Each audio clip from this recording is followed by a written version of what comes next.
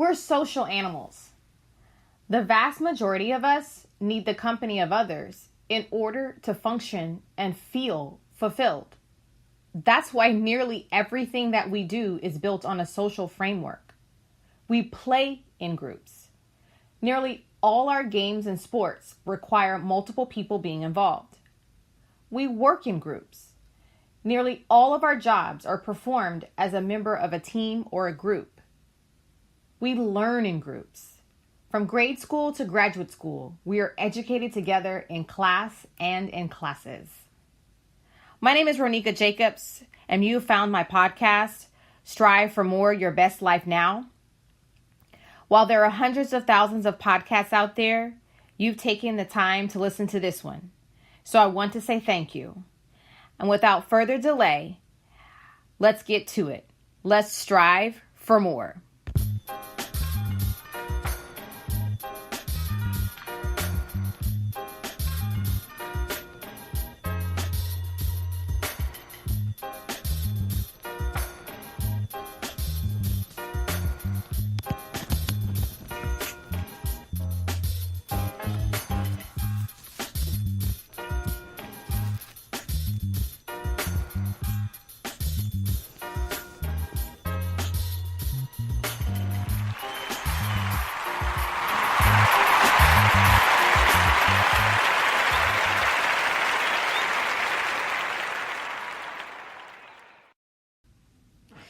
This podcast series is about your inner circle, the people who are closest to you, the people who have the potential to either build you up or tear you down. Everything around us is a result of our sociability. Society, the very word we use to describe our common, ordered communities, is social. It comes from the Latin word socius, which means companion. Our family groups are based on our social nature. So is our government, from local to national. Even our economy derives from our need to interact. So the question becomes, why are we social? Over 5 million years ago, volcanoes and tectonic action had left the geography of what is now Central and South Africa broken and jumbled. In the jungles of that time, trees were interspersed with rocky ledges and other outcroppings. Our ancestors were, of course, quadrupeds at this time, using all 4 limbs to walk, as well as move through the trees. However, at times, they were forced to navigate over and around this broken ground as they traveled in search of food. This need to get up and over ledges and projections of rock meant that they began to develop better balance as they scrambled over the terrain. Then, about 2.5 million years ago, the Earth's climate began to change. It got cooler and drier. As a result, the jungle that had been our ancestors' home began to die off and shrink. It was replaced by vast savannas interspaced with smaller groups of trees. Our ancestors were forced to go out onto the savanna in search of food. The groups on the savanna became more vigilant. Predators were beginning to become more of a threat. This need and this threat reinforced the social nature of the group. However, the savanna also had another gift to bestow. Out on that savanna, one group of proto-humans took the first steps that led to you and me. They began to stand upright in order to get a better view of potential threats.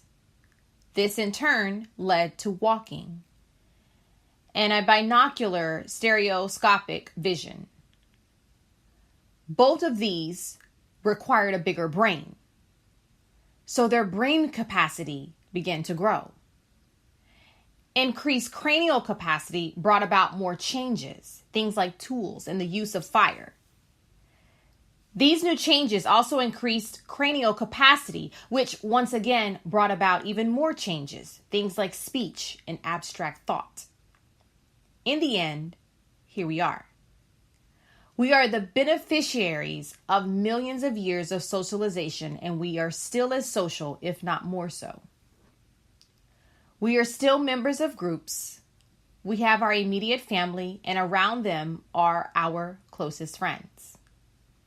These are the human beings that we spend the most time with. These are the human beings that we depend upon the most, and then in return, them on us. These are the human beings who probably have the greatest influence over us. You could call them your inner circle. The next few episodes are about our inner circle and the effect that they can have upon us, both positive and negative. The people who form our inner circle have a profound effect on our emotions, our outlook, and our ability to achieve success in life. That's why it's so important to make sure that our inner circle is as strong and as positive as it can possibly be. You're going to learn how to develop an inner circle that will empower you to be your very best. And in turn, you will then be able to empower all the individuals in your circle to be their best. They will feed that positive energy back to you and so on. A strong and powerful inner circle of friends is the greatest positive feedback loop there is. I'm going to start you on the road to a strong inner circle by taking a look at some pitfalls that occur in life that can cause you to end up with an inner circle that is less than it should be. I'll talk about some of the negative personality traits that a weak inner circle usually exhibits, and you'll learn how those negative traits can silently and secretly turn your own energy negative. Next, I'll discuss inner circle power. You'll learn about some of the positive traits that the people who make up your inner circle should exhibit. I'll also show you how the positive energy of people who exhibit these traits can influence on you, how they can influence you, making you a better person. And finally, I'll give you the steps that you can take to build your own inner circle of strength and power. I'll discuss some of the activities that our power circle should be involved in. You'll learn how, when you participate in these activities, you will begin to connect with the very people who you need to surround yourself with.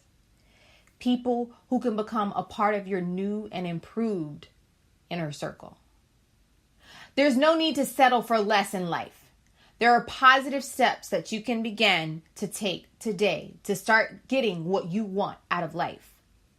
One of the most effective of these steps is to begin building a circle of friends around you who will be able to empower you so that you can empower them. It will allow you to strive, thrive, and ultimately become the person that you always wanted to be. Now, without further delay, let's get started on building your inner circle. I'm Ronika Jacobs. This is my podcast, Strive for More.